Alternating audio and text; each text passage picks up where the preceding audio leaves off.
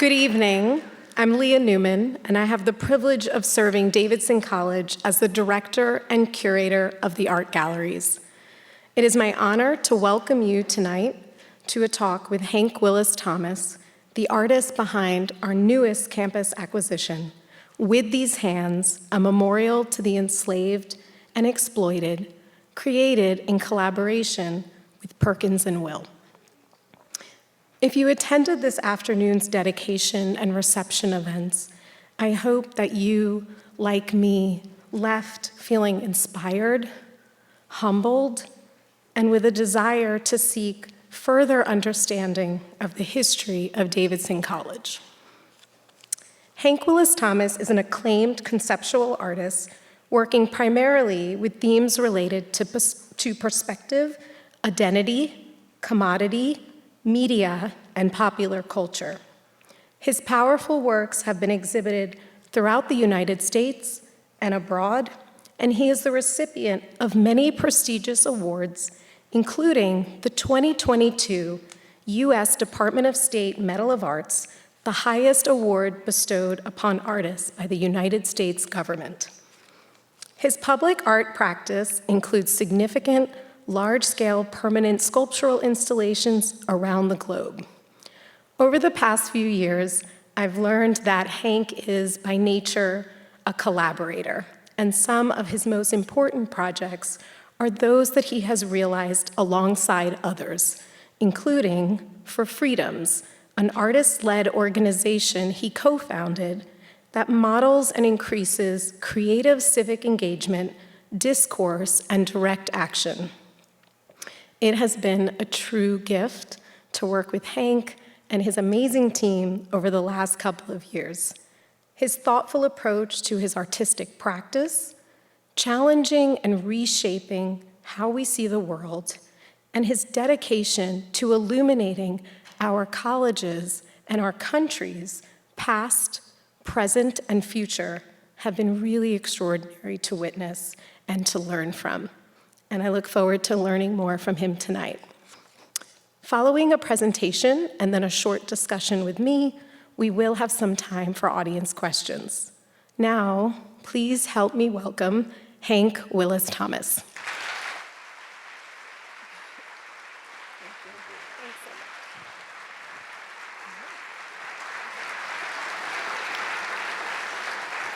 Hi, everyone. It's really great to be here today. I was last on this stage at the inauguration, I believe, of President Doug Hicks. And yeah, it's been a very special journey to be a part of the Davidson community and see all of the ways in which this college cares for its students, how it nurtures their futures, how it reflects on its past, and how it plans to grow. And I'm so honored to be a part of that story through With These Hands. And I just wanted today to talk to you about some of my work and some of the ideas behind it. I go back to this idea of hope often in my life, in my work. I have been really blessed, I would say, with the support of a lot of the colleges and universities in North Carolina and museums. I think this is a work that was at Duke University in 2011. I've benefited from the Center for Documentary Studies, where I published my first work in a book at UNC, Chapel Hill, and then Greensboro, North Carolina Museum of Art, the Gantz Center, the Mint Museum. Now I have work up at the Soko Gallery. I really feel like North Carolina has been a second home to me, and I'm just so grateful. So thank you for having me. This idea of hope in a balloon, it was inspired in part by the campaign of former President Barack Obama, and this what I saw as this kind of fragile hope that he was elevating, and thinking about this quote of Dr. Martin Luther King, who said that we must prepare ourselves for finite disappointment, but never give up infinite hope. And I think a lot about that. I wanted to start with that because I can't imagine the hope that led people who were enslaved and exploited on this campus to go every day and make and do their best and embed in their work, but also in their lives through their descendants, love and self-respect and dignity, intelligence and creativity, this ancestral wisdom. I really feel that we are here, both literally and metaphorically, as a result of their hope. And I have a friend by the name of Ruha Benjamin who talked about what it must be like for us to consider being our descendants' wildest dreams. Trying to imagine, I challenge all of us to imagine not our ancestors 190 years ago, but what about our descendants 190 years in the future? What can we do now that they will be, well, obviously I think they'll look at our time with a bit of, they might feel bad for us. But there are some of us who that I think I pray that they'll be compelled to honor and to remember. And I really hope that this work is one of those things that our descendants will look back on and say, they did this. And I'm just so happy to be a part of this community. And so this work, which you've heard a lot about over this weekend and we'll hear a lot about throughout the time, for hopefully decades to come, is a result of a lot of work of mine. So I mentioned that I had a work at the Gantt Center. This was a collaboration called Question Bridge Black Males. And yet coming here kind of reminded me of all of the different kind of collaborations that have brought me to this moment. I was able to put Love Over Rules in Raleigh, and my collaborative project, The Truth Booth, came to Charlotte and was at the McCall Center. And my colleagues who are here tonight, Sam and Helen and Will, we started working together 10 years ago. And it's been this kind of desire to engage with community, to kind of elevate the voices of the unseen, unknown, the unheard. And it's been just such a privilege to be a conduit through my collaborative projects, through the generosity of the public that I get to engage with, but also through the very many people who make the work what it is. I was just last night, I was like, I cannot believe that I've been to South Africa and Ireland and Hamtramck, Detroit, through just as a result of the work that I've done as an artist. I think a lot about that because my father, who's sitting in the front row, grew up, and this is Charlotte, in Florence, South Carolina, and in the segregated South. And I have a friend of his from growing up was my dentist for a period, and I remember him saying, man, while he was working on my mouth, he was like, man, we used to just slap your father 5. He was so cool. You know, he was the first black person to bag groceries at the A&P.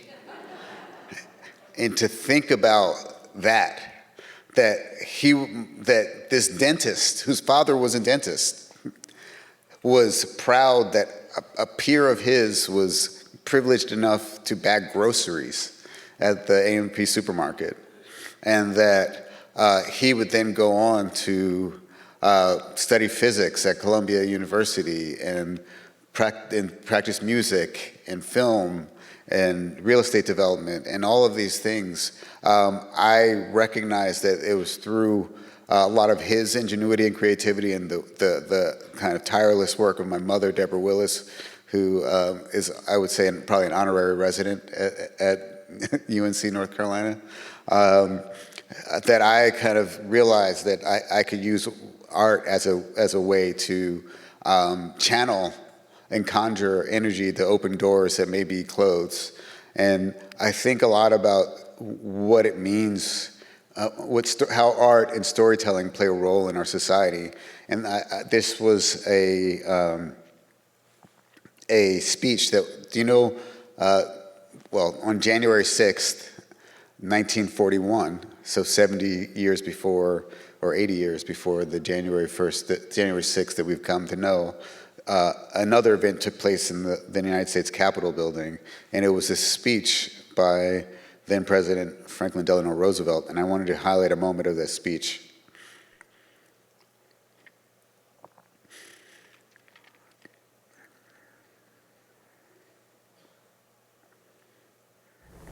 The first is freedom of speech and expression everywhere in the world. The second is freedom of every person to worship God in his own way everywhere in the world.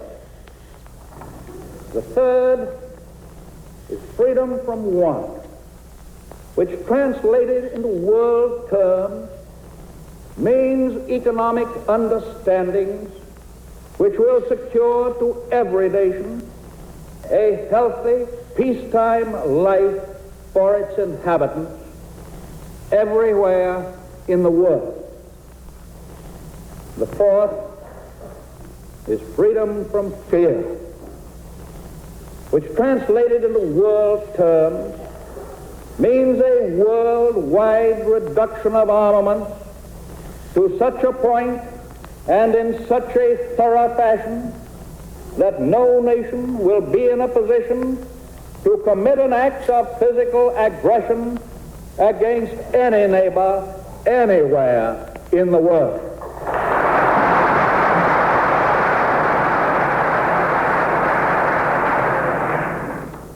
This nation has placed its destiny in the hands and heads and hearts of its millions of free men and women.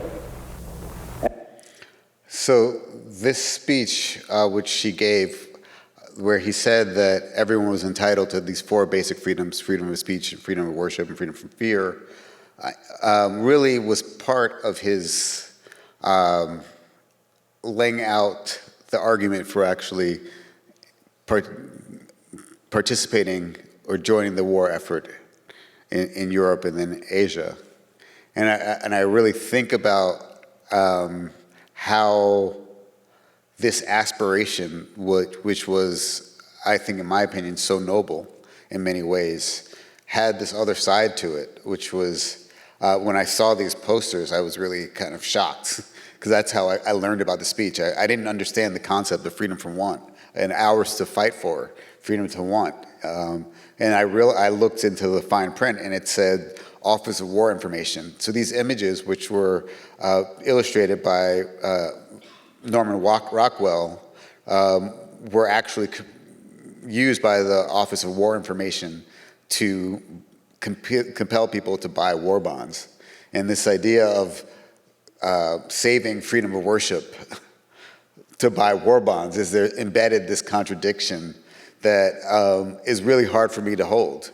But also looking at these images, I recognize, or I don't recognize, very many people who look like me and who look like a large portion of the population of the United States then. And I recognize that the only, I guess, black person is this woman in the top left corner. I'm not gonna, let's see, I don't know how to work this thing. Oh, no, I'm gonna leave it alone. Yeah, I'm not a professor. But she's in the top left corner, and there are words over her head which say each according to dictates of their own conscience. And and there's one person with rosary beads. And it seems to me that freedom of worship in this country at that time could be, I guess, freedom to be Catholic or to be Protestant. And I wanted to think about what would those four freedoms look like in a more heterogeneously empowered country. And so about 75 years later, of course I turned this off, so. I worked with my friends to recreate these freedom of speech, freedom from want, freedom from fear, freedom of speech and freedom of worship images.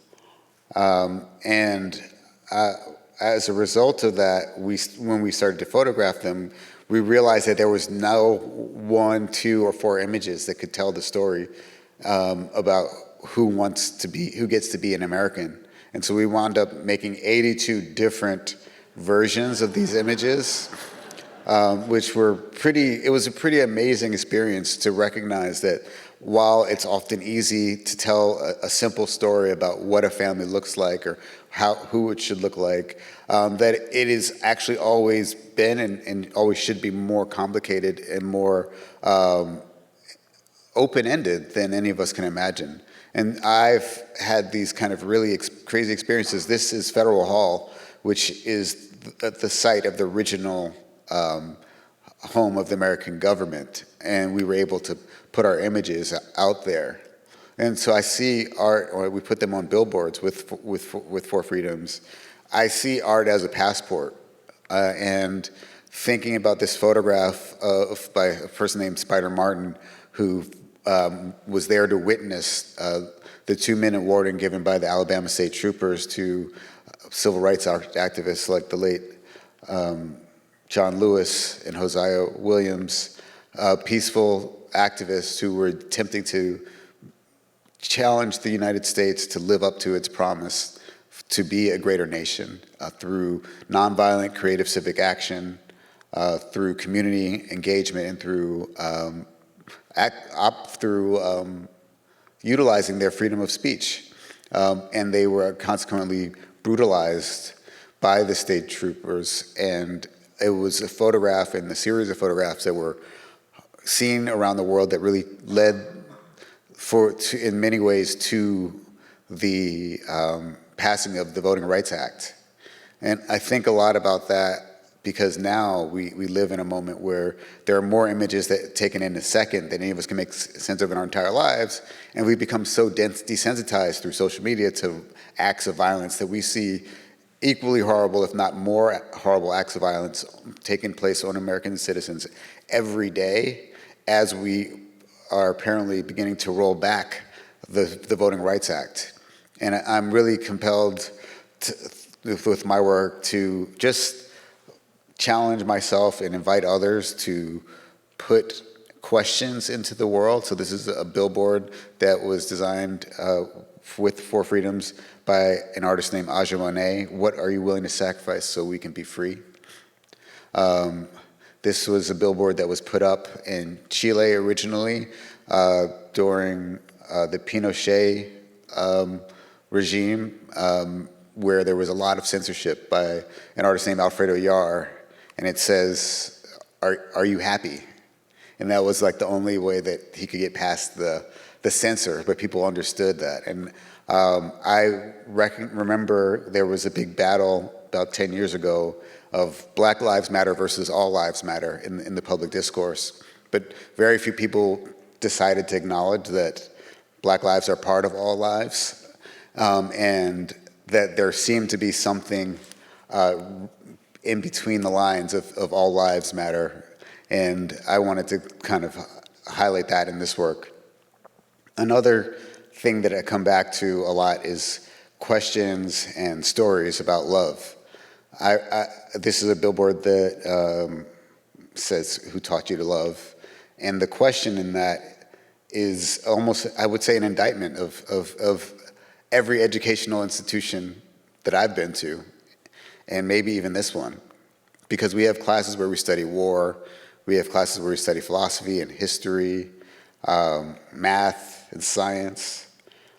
I don't know many classes where we study love not in a civic way, not in a non-romantic way. Are there classes here about love? Anyone? Anyone? Anyone know the effects? No? No one? Has anyone here taken a class about love? Yeah, What? class, Love and Hinduism. Love and Hinduism. Yeah. Tell me more. 15 years ago, yeah, about bhakti, spiritual love and Hinduism. It was about what? A particular type of love in Hindu. What type of love in Hindu spiritualism? Bhakti, it's Buxy. Can you define it? I know it was 15 years ago, but just as the only person here who studied love, I figure we should learn something. It's a type of Hinduism is practicing love for a particular god or goddess. Love for a particular god or goddess. But is there things about love for self or love for community or other human beings? I didn't do all the reading. Maybe there was a Spark Notes or Clip Notes about, but that says a lot. I think we not only do we practice what we preach, we reap what we sow, and we don't plant many seeds for love in our society. I was loved gratefully and deeply by my parents, but both of my parents were descendants of slaves and sharecroppers who likely, many of them passed through the Middle Passage. Some of them were sexually abused and raped.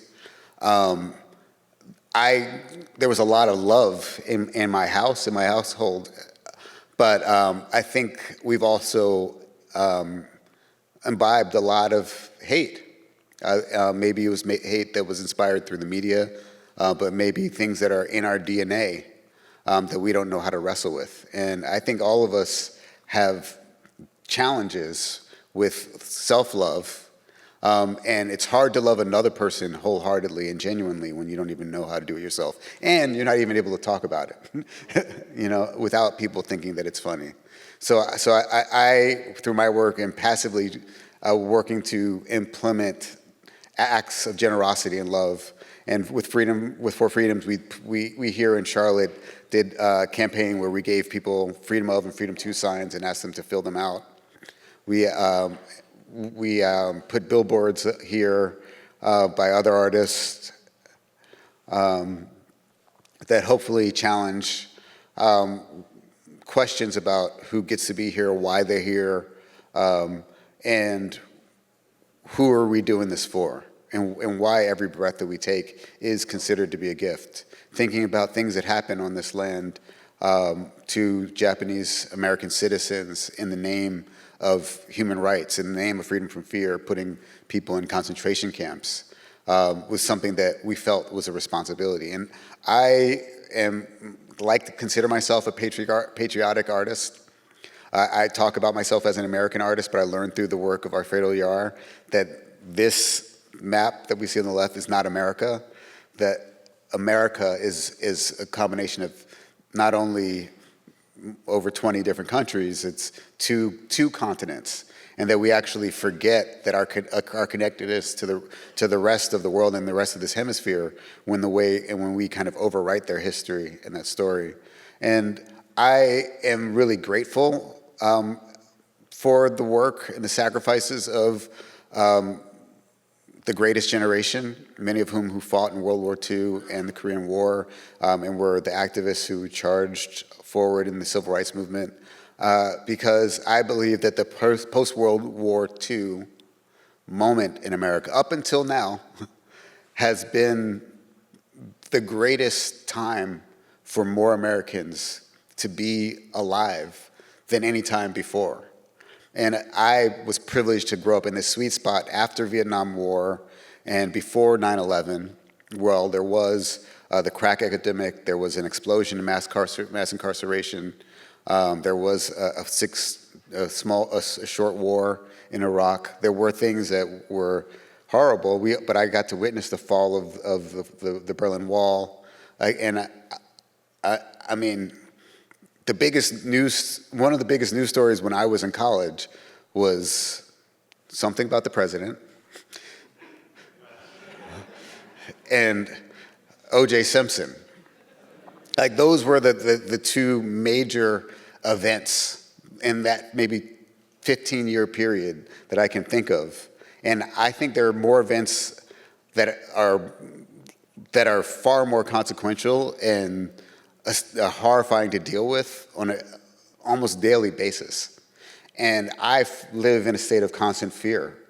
And this idea of letting love quiet fear is something that I also feel is important to embed. I think about my grandmother, who lived to be 100, who was undereducated and underserved and didn't get to go very far in her life, either economically or physically, but she went deep within. And this idea that I learned from her of being still and standing in love is something that I really cherish. The fact that she could live to be 100 years old and be happy and content is something that I don't think any dollar could ever buy. And I hope to have that same sense of dignity and have that impact on future generations through the way that I carry myself. I got 60 or 50 more years to catch up, but I love thinking about how we can be a model and inspiration for people long after we pass through the stories that are told about us. And I think about the work of Bryan Stevenson, who at the Equal Justice Initiative created this incredible memorial to the thousands of people who were lynched in counties like this all over the United States as a result of hatred that was embedded in certain people for fellow citizens, and how I got to include my work in this incredible conceptual artwork of his that I hope you all get to see. And I went to high school in Washington, D.C., where there are monuments and memorials all over, most of them monuments to war, monuments to victims of war, but there are very few monuments that are monuments to the human spirit. And so I've chosen to do that in my own way through work like Unity, which is in New York City, and also to reconcile with monuments in my heart. How many people recognize this car? This car, the General Lee was, if those who don't know, was the star of a TV show called The Dukes of Hazzard, and it was, and there were many great things about it. You know, you didn't have to open the doors to get in it, but most famously, it kind of flew. It would jump. It was a personified car, and everyone I knew in North Philadelphia when I was a little kid loved it. In this black neighborhood, we played with a car called the General Lee, and we loved the symbolism, everything about it. And I was probably 30 when I realized that there may have been something problematic about it. And still unhappy. You know, the last Dukes of Hazzard movie was 2005. They're probably making another one now. But thinking about how the power of creative storytelling to get people to go along with things that might not even be in their best interest is something I think a lot about. I'm in a show where this is currently installed called Monuments at LA MoCA, where monuments that were taken down in places all over the country to the heroes, or some people would consider heroes of, and some would call traitors, of the Civil War. This is a monument to Stonewall Jackson and Robert E. Lee, and I have my General Lee that's suspended in time, about to perhaps crash, or right next to it. And it's just it's a strange experience to go to this place and see these monuments to enslavers and people who celebrated the cause of human oppression, and be like, these are really beautiful. These are powerful things. And in a way, the fact that I think there are still thousands of them up, that art that was put in public space is part of why we are still in someone said to me, Professor Robin T.G. Kelly said that the North won, or the Union won, the war on the battlefield, but the South won the war in our hearts and minds. The fact that there are these monuments that are still up, the fact that there are all of this residue, tells the story of the success of the lost cause, in spite of what we were told. And I think about, like, with the monuments that I get to put up, or the artworks that I get to put up, that perhaps the work isn't being done in the very moment. Perhaps I'm planting seeds that will only bear fruit in a century and a half. I think about this image of Dr. Martin Luther King and Coretta Scott King on the occasion of him being awarded the Nobel Peace Prize, and seeing him hit like this glee on his face and kind of the sense of pride and warmth on her face. And I recognize in looking at this image that the weight of his body is on his shoulders, or is on her shoulders. And I think that's a really powerful metaphor for the nearly 40 years after he was assassinated, that she carried on his legacy, that basically longer than he was alive. The fact that this woman, who is not nearly as accredited for her labor and her sacrifice, through her love of her husband, but her love really of community, that we get to know who he is and celebrate his legacy today. I was honored to install this monument to their love and to the ripple effects of their love at Boston Common in 2023, which is where they went on their very first date. And this idea of these two refugees from the segregated South in the segregated North, strolling through the oldest continuously used public space in the country with a hope, with a dream that their lives might mean something, and that through their connection that they could have an effect to improve their lives. But and they did, but they also paid ultimate sacrifice. And I had this really unique experience. So you can see a person taking a picture through there. They only have one grandchild. They had 4 children, they only have 1 grandchild. And on the occasion of the debut of this monument, her name is Yolanda. She walked under there. She was 14 years old, incredible orator. But she said, "I feel like my grandparents are looking down on me. I feel like it's a portal where they can see me." And I think about how this work and with these hands isn't the result of my work. I am one of hundreds, if not thousands, definitely thousands of spirits that carried this work into realization. And I take it as a privilege that I get to put my name on things that I don't think belong to me. I think they belong to this spirit. They belong to the time. We don't know who made, not that it's comparable, we don't know who made the pyramids. But I will say I got a lot of flack for a moment online for the embrace. It was quite surreal because like the experience on the ground with all the people was so amazing and beautiful, and then the internet did its thing, and people were saying, comparing it to the Vietnam War Memorial and the Statue of Liberty and how everyone hated them when they were created, in the Eiffel Tower. And I was like, wait a minute, I'm being compared to the Eiffel Tower? Like, maybe this isn't so bad. I currently have a show up, 2 shows up, one here, which is We the People, and another one at Jack Shaman Gallery called I Am Many. And this sculpture where there are 2 arms of 2 people in this room who are embracing each other. And it is an homage to the Loving family who had to sue the state of Virginia for the right to come home after being given an ultimatum that they, as an interracial couple, to leave the state for 25 years or divorce. And the fact that it took a court case for love to be validated by the state in 1965 says a lot about how far we maybe have come, but how far we have to go, and how short the amount of time that these bonds have been able to flourish in our society without being refuted. And I think Clint, I hope you're here. Is Clint here? I called him out because he's not here.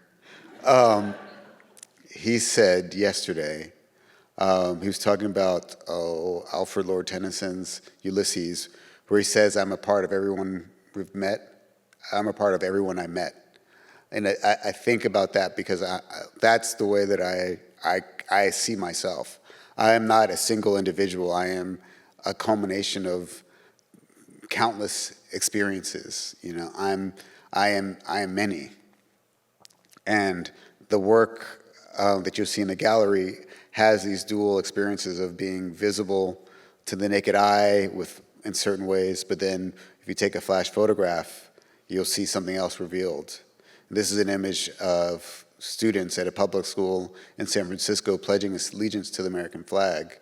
As you can see, it was a pretty ethnically diverse group of boys in 1942 in San Francisco, California, pledging allegiance to the flag, but it's arguable that the flag had not pledged allegiance to most of them.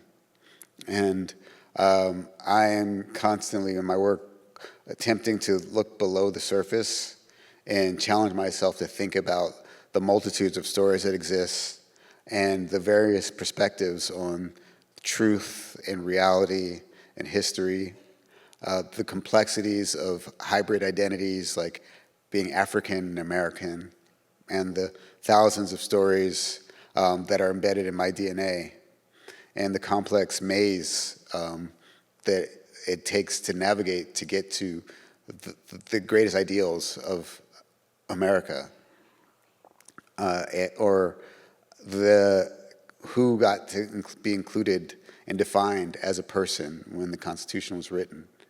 That we laud ourselves and tell the story of being the land of the free, but there were the overwhelming majority of the people at the time that this statement was written, the overwhelming majority of people on this continent, which was women, which is half the population, the indigenous population, the African population, and most of the non-landowning male European population were not really included in the people. And what we've been contending with over the past 250 years is who gets to be a person.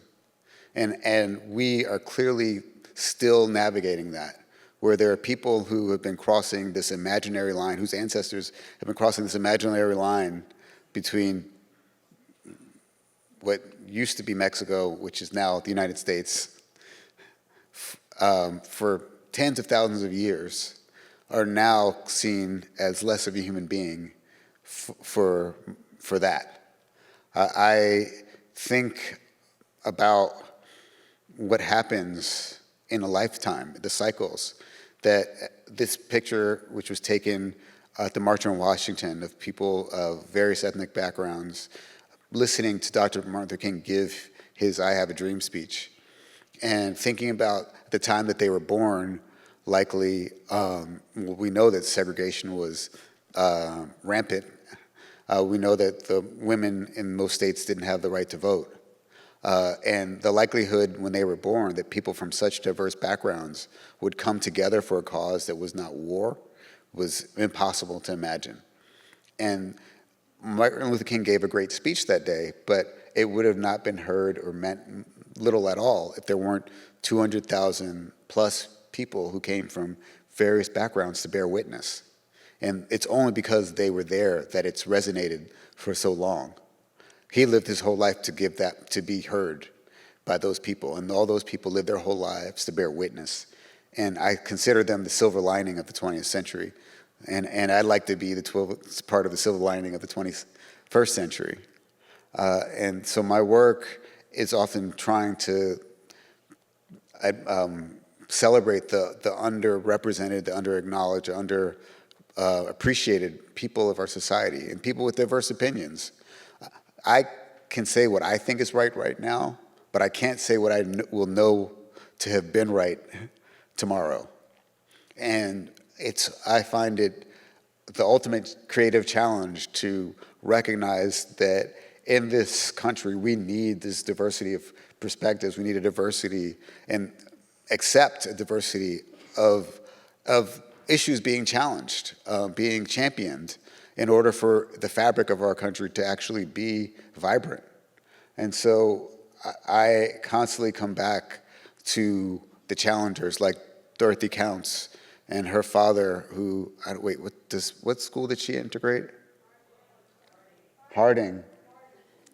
And this statement that she said of about her trying to find a friendly face in the crowd, thinking about her on day one experiencing such hate and disrespect, and now, 60 years later, so many of us living in the wake of her courage, and the fact that she isn't a household name, the fact that she is not someone who has been rewarded completely for the gifts that she brought to many people here through her work, but also her generation's work to cross the color line.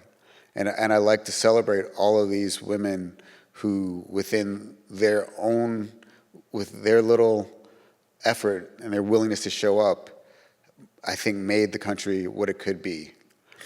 I have this work that's in the show where I found a postcard with "Remember Me" being written on the back of it. On the back of it, and on the front of it was this man holding a rifle, wearing a World War I cavalry hat, and dressed in what looks to me like his Sunday best. And I wonder how that story came to be. Why did this person write, or someone write, "Remember Me"? What message was that being meant to carry? And I decided that I wanted to put it out there because ultimately we all want to be remembered, and I believe love overrules. So I'm going to invite Leah to come out and join me. Where am I supposed to sit? I think she wanted me here. Okay.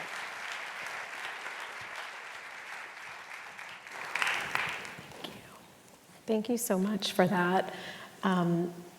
You did exactly what I hoped you would do, which is really connect the themes embodied in the memorial with the work that people can see here, sort of your gallery practice. I want to open it up for audience questions because I know there are some, but I also have a few. So I was thinking about our time together, and you came to campus first in the summer of 22, and then we selected you as the finalist in November of 22, and here we are in October of 25. So I was wondering if you could talk about how your understanding or relationship to the work has shifted from our memorial, has shifted from the early conception to today's dedication. Well, there was, can everyone hear me? Well, I guess, and I know I kind of thought you all were crazy. Thanks. Because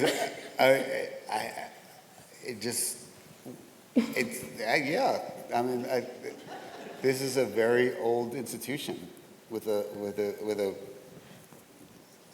long, complicated history.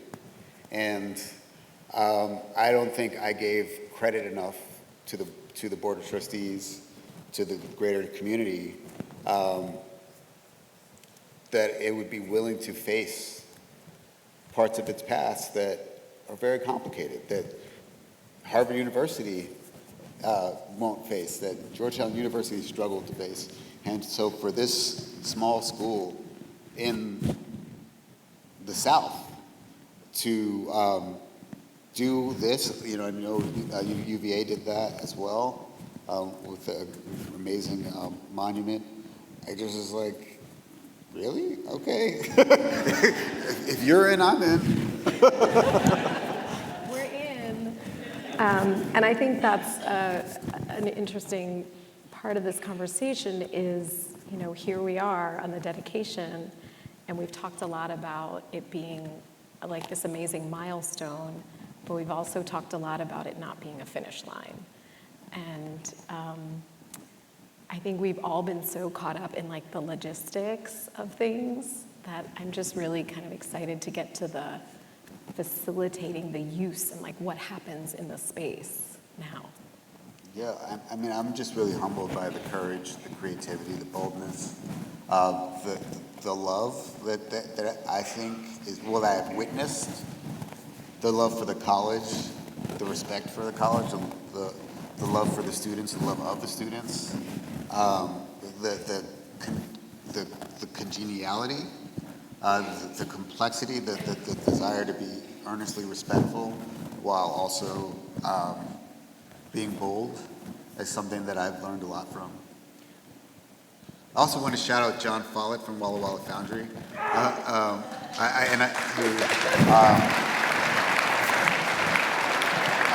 They have an incredible foundry in Western Washington, and I was able to work with him on the Embrace and on this monument and other projects that are upcoming. And it's only really through the mastery and the work and the care of hundreds of people who work there that I get to be a part of the story. And I called David Hauser John earlier. But you can tell how much he loves this campus, this school. And when you see people who caretake and take so much credit or pride in their work, you can't help but to rise to the occasion. It's been amazing to work with the team. And you use the word Thank you. bold and courage.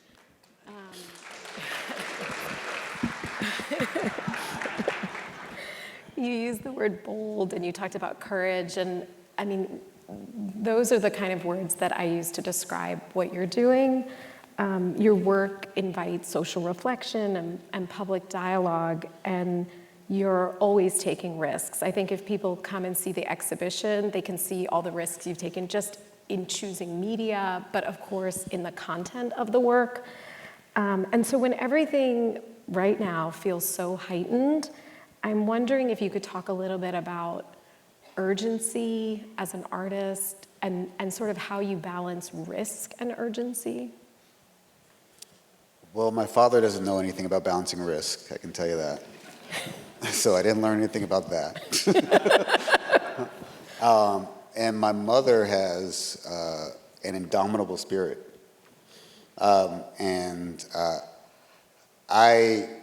That's all I learned from. That's all. I mean, I don't think they say, I've heard like every generation is smarter than the previous generation, but weaker. I'm not saying that I'm smarter, but I am really in awe of my parents, you know, and of their ongoing commitment to creativity, and their willingness to always put themselves out there and take risks to do things that they don't know how to do. And I'm also benefited by getting to work with Helen Bannock and Will Sylvester and Sam Giarratani, who are over there, who, when I'm afraid or trying to take the easy way out, never allow me to. And also, I got to make new friends in Alan and Malcolm, and the team at Perkins and Will, who were going to do this whether or not I participated or not. And so I really feel like, you know, at times that I'm just being carried along with the current of the community that I'm a part of. You remember I said earlier that he was a true collaborator. I think that it shows that you're always kind of highlighting other people's work. I love Perkins and Will. Could you all have done this without Hank? I don't think so. Who invited me to be a part of it. Yes, they could have. They would have found a way. You're a key part of it.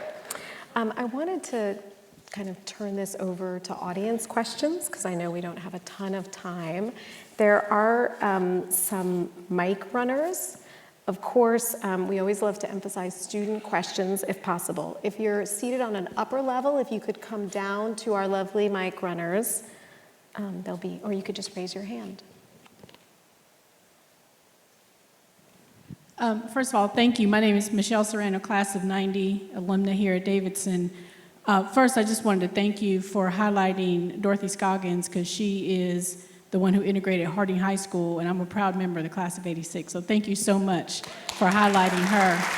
And a quick mention that she had a family member who came to Davidson as well, so is also part of the Davidson family. With that being said, when you talk about sometimes we have folks whose names are not known, with your artwork, like looking at this piece, how do you hope that that will then get people asking questions or having conversations about the history based on what they see or what inspires them to ask questions about the who and the why and the when and the how and all of that? Thank you. Well, yeah, I got to spend some time in the library before it was being renovated in the archive with you, and it's amazing what's there. And what's more amazing is how little we feel welcome or are inspired or are willing to spend time with these archives that have so many lessons for us. And what I love about what happened on Oak Row is with the new building is just that these stories that have been collected over almost 200 years that were kind of collecting dust in some ways or not being regarded are being given a space to come alive, and seeing people from the 70s and the 80s who hopefully are still alive, who spent a lot of time or had generations who spent time at this college be highlighted. So, knowing that people will see their grandmother or grandfather there, and to also be welcome and honored on this campus in a new way is very inspiring for me. With the Embrace Monument, which is a monument, as I mentioned, to Dr. Martin Luther King and Coretta Scott King, I did not want to show their faces or their heads in it because I didn't want to make a monument to their image. I wanted to make a monument to their spirit. And I believe that this work is also in that tradition. Thank you.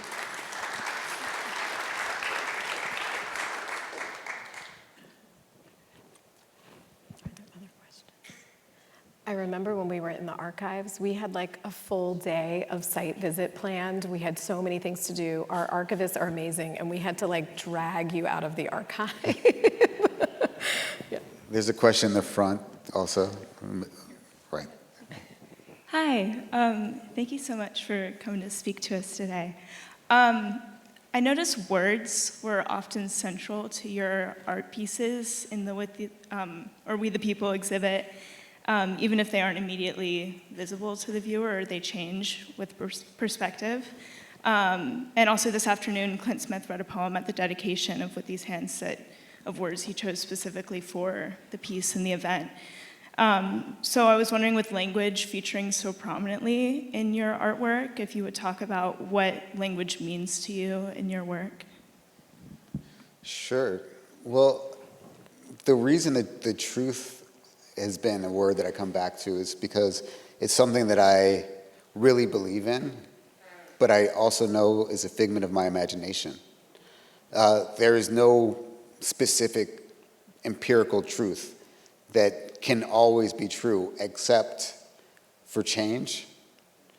And I can get so dug in on what I know to be, and I've experienced with others, what I know to be right, that I don't even realize that I'm not even present anymore because I'm so compelled by the story that I want to believe.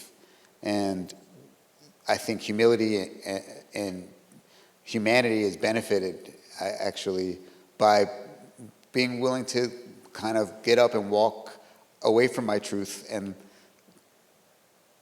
see it from a different perspective, because I can expand my own self through being willing to challenge what I know to be right, what I know to be true. And that's what creativity allows me. I have a friend here named Hunter Piermont, who's on the front row, who I played with 40 years ago.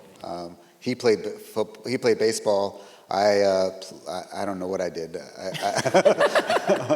But Hunter is a storyteller.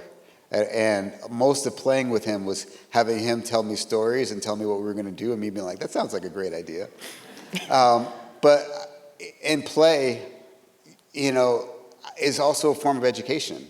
And the fact that I'm here, I know, as a result of all the things I learned playing with you for all of those years, and as a result of your family's generational storytelling. And I am really interested in how these words can really, the words people say to me, 40 years ago, can be part of my story today. And I'm hoping to make work and put words out there that people will be thinking about 40 years or more in the future. Thank you. So I have a sort of two-parter. The first is, so the beautiful sculpture with these hands. The first part of the question is, are the hands like rendered from the hands of an individual? Like practically, were they rendered from the hands of an individual, or were they, I guess, completely synthetically created? And then the second part of the question is delving a little more into symbolism. With these hands, the hands symbolize both, the hands collectively of all of the enslaved and exploited on this campus, but they also symbolize the hands of each individual who was enslaved and exploited for over a century on this campus. And can you sort of talk about the dichotomy there? I don't know if I could say anything better than what you just said.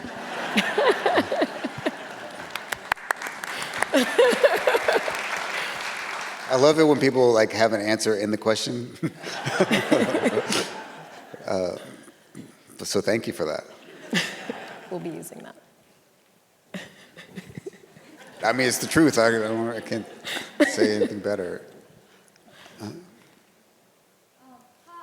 a freshman here, and in my writing class, we're working on elements from Clint's book, How the Word is Passed, but also looking at your monument. And a lot of the themes in Clint Smith's book, How the Word is Passed, are about humanizing those that were enslaved and finding aspects of their lives more than just the work that they did. And so I was wondering if there were any aspects about things that enslaved people did with their hands that weren't actual labored work for their enslavers that you considered while developing this piece. I have a question for you. Okay. When you're enslaved, when are you not working for your enslaver? That's a good question. I was just wondering, aspects of, say, things that they did for themselves, like music they played, in community with each other, or meals that they made for themselves versus for their enslavers, and I just really question what choice must have looked like when someone had the right to take everything away from you at every moment. I imagine that the choice was to survive, and so these acts of playing music or feeding someone or making clothes, those were just part of survival. And I know that in their hands, I can't say what you said, but I know my hands have, think about that. How many people have lived, how many lives am I a part of? I know that if you go back to just 7 generations, which is probably around the time this college was started, I am made up of 128 different people. And not all of them were likely to have been enslaved people. And to think about what it was like for those 128 people to become me, and I'm thinking about every moment. That they must have. My hands are part of all of those stories, and those hands are. This sculpture is, I guess, 50 times the size of a normal human hand. And I like to think about this as blowing up the magnitude of one story or one body to be infinite in a way. But thank you. And we have time for just one last question, I believe, and I've got one in the back. Excuse me, someone from upstairs. The Southampton shirt. Can we do 2? I'll be fast. First, I want to thank you so much for coming here and speaking with us today. It's really such an honor for you to come and to be in your presence. in your work, you talked a lot about the enduring legacy of the human spirit and across many generations, and you showed your work, you are our ancestors' wildest dreams. So I was just wondering, what are your wildest dreams for your descendants? Oh, thank you. Well, this is that I learned through an artist named B. Mike. And I mean, frankly, I would love for my descendants to be able to be happy in 200 years.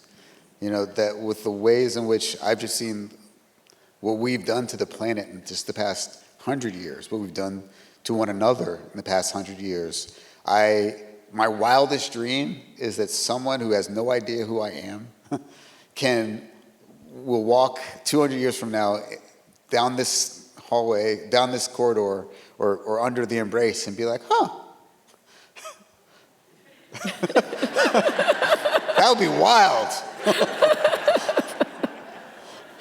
That the street exists.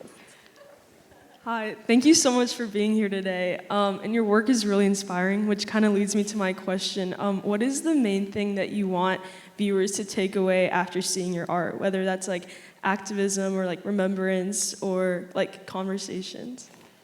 I'd like them to take away a memory. You know, we're inundated with so much information. We're inundated with so many images. To remember something is a real powerful act, you know, and I don't want to project meaning into someone else's heart. I'd like to make an impression, and I think that impression will do its work. Thank you. Thank you.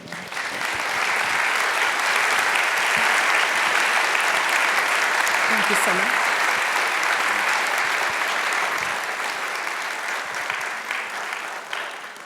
This has been an amazing day. Thank you so much for being here with us. Thank you for sharing your art with us. I'm so happy that I can walk by it every day on campus. Thank you all for being here tonight, and safe travels home.